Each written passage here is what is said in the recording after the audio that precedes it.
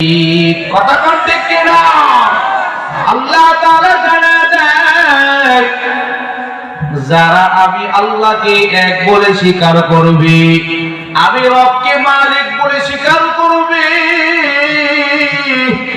আমি আল্লাহকে মালিক বলে স্বীকার করার পর সুম্মাস্তাকামু,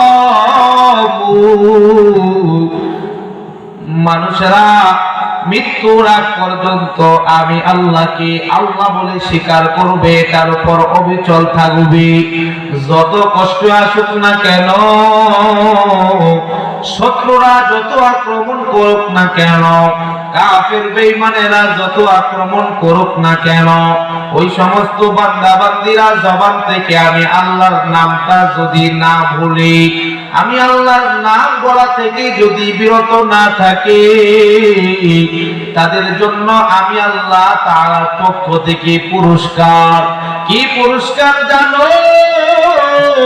আল্লাহ তাআলা বলি তাতানাজ্জালু আলাইহিমুল মালাইকা, ও বান্দা বান্দীরা, যখন দুনিয়ার জমিন থেকে তোমরা চলে যাইবা, ওই সময় আল্লাহ তাআলার পক্ষ থেকে তোমাদের জন্য একদল ফেরেশতা আসবে। ফেরেশতা আইসা যখন মৃত্যুর সময় হয়ে যাবে, মৃত্যুর সময় হয়ে যাবে, মানুষেরা মৃত্যুবরণ করবে, সাকারাত যখন শুরু হয়ে যাবে, তাতানাজ্জালু আলাইহিমুল মালাইকাতু আল্লা তাখাফু ওয়া লা তাহজানু, ওই সময় ফেরেশতারা আইসা ডাক দিয়ে বলবে, ও বান্দা বান্দীদের দল, টেনশন করিও না, কোন প্রকার তোমাদের ভয় নাই, টেনশন নাই, মৃত্যু তোমাদের হতে দেরি হবে। ওয়াবশিরু বিল জান্নাহ, মৃত্যু হইতে দেরি হবে রে, মৃত্যুর পরে তোমাদের জান্নাত দিতে দেরি হবে না। সুবহানাল্লাহ। এজন্য আল্লাহকে যারা বলে মানে তাদের কি বলা হয়? ইমানদার। দুনিয়ার জমিনে আল্লাহকে রব বলে যারা স্বীকার করে তাদের কি বলা হয়? ইমানদার।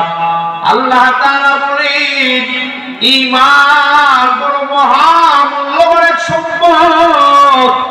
দুনিয়ার জমিনে যারা ঈমান নিয়ে বেঁচে চলতে পারে, ঈমান নিয়ে যদি বান্দা বান্দীদের ইন্তেকাল হয়, ঈমান নিয়ে যদি বান্দা বান্দীদের মরণ হয়, ওই সমস্ত বান্দা বান্দীরা যদিও প্রথমে ধরা খায়, তারপরেও শেষ সময়ে বান্দা বান্দীরা যারা ন্যূনতম ঈমান